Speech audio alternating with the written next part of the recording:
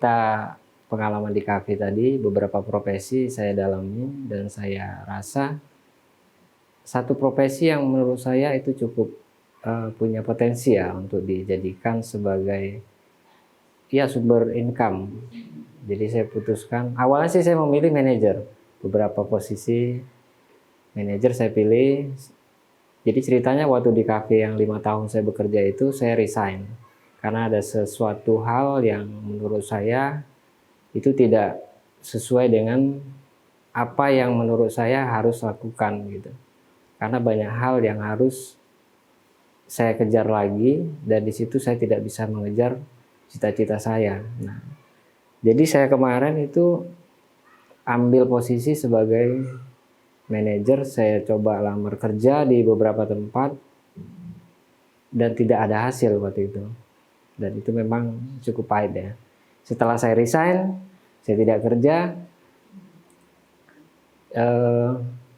Di Medan saya nggak ada kenal gitu. Jadi tinggal pun ya mungkin masa itu masih ada warnet ya. Kalau cerita warnet kita kalau 10.000 untuk satu malam, nah, dari jam berapa itu ya, jam 12 kalau nggak salah sampai pagi. Jadi dengan begitulah cara saya untuk hidup di Medan. Ada beberapa bulan masa itu, ada juga kenalan kawan-kawan di Medan, ya sempat nginap 1-2 hari di rumahnya, pindah lagi ke teman yang lain gitu kan. Jadi ceritanya cukup gimana ya, memang ya harus kita banyak kawan.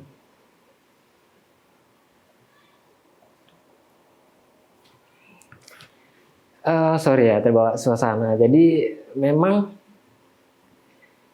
kalau ingat masa itu pahit sekali sih gitu. Sangat berat. Jadi ya kembali lagi lah ke ini ya, ke saya dulu belajar kan di Aliyah gitu. Jadi waktu saya masih di kafe itu ya mungkin saya sangat jauh.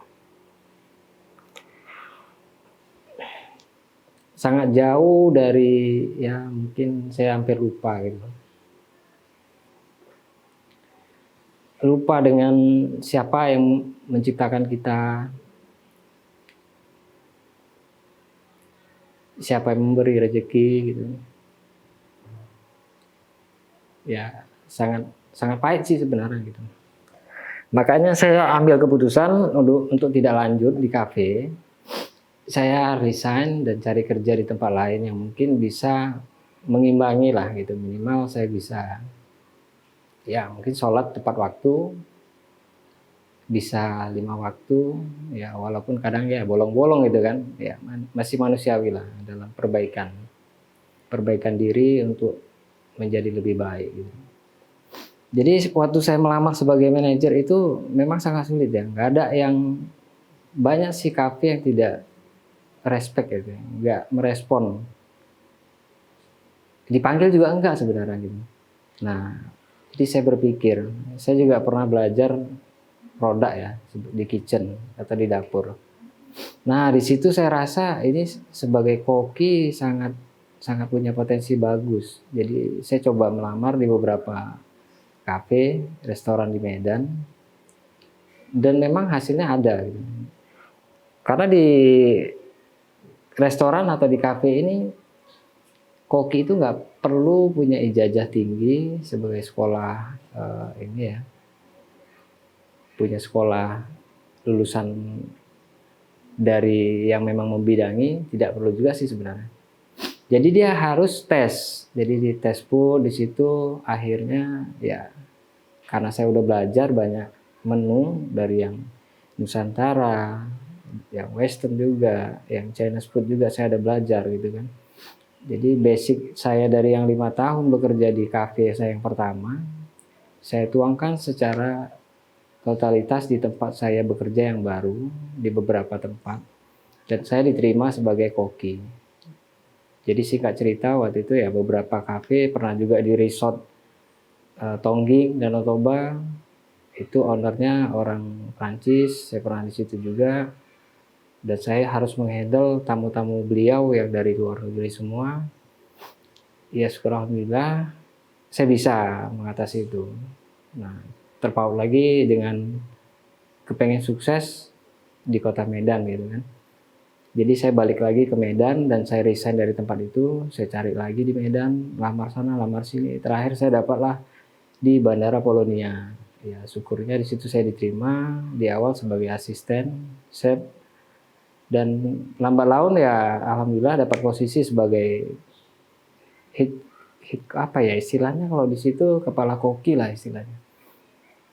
Jadi ya saya dipercayakan menjadi kepala koki di Bandara Polonia, di salah satu lounge yang ada di situ. Dan memang perusahaan itu perusahaan multinasional dan banyak cabang yang ada di bandara yang ada di Indonesia.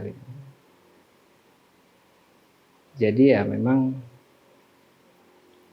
oh tadi cerita untuk kuliah ya. Jadi kuliah saya selesai, saya D3 itu 4 tahun, 4 tahun baru selesai. Karena saya sempat break di 6 bulan karena saya harus mengurus kerjaan dulu.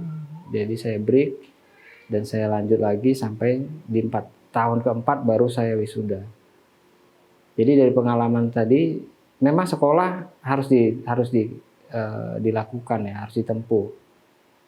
Tapi tidak selamanya jurusan yang kita ambil itu bisa menjadi patokan kita menjadi sumber rezeki, mencari pekerjaan. Karena saya kalau secara akademis, saya lulusan dari agribisnis peternakan. Tapi saya kerja sebagai koki itu kurang lebih 10 tahun. Jadi 10 tahun, dan itu ya bukan dari pendidikan saya sebagai kuliah di profesi saya tadi.